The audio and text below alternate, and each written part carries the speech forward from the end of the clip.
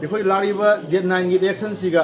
अगी ngasi Kaushik Rai da vote pibiraga mayam punama amata oina ekhoi maitai pangkhan ngasi dasa singba laiba punama ekhoi amata oina punsanlaga ngasi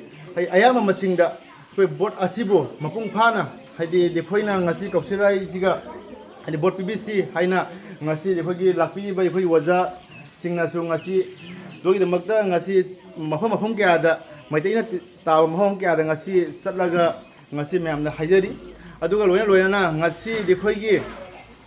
ekhoi laikai dagi dekhoigi ward dagi ngasi lahanman sing mayam puna mangna ngasi dekhoigi Kaushik Rai da vote pibiraga ngasi dekhoigi Joypur bazar asibu ngasi ahamada ekhoi lakhi kanoda budhaban kasate sida lerami adubu ngasi ahama oina ngasi dekhoigi lakhipur kasate sida ekhoi laya ado dekhoi Kaushik Rai da dekhoi ngasi yoba ekhoi vote pidi mai damakta ko adubu ngasi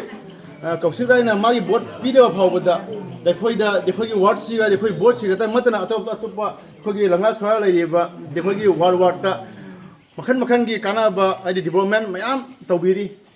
aduna ngasi ekhoi mayam timi ba ekhoi mayam puna mangna amata oina ngasi Kaushik da ekhoi vote pibiraga mabu masingjama vote ta dekhoi vote kahansi haina se hajage aduga loina na ngasi dekhoi gi vote siga dekhoi ward number 10 siga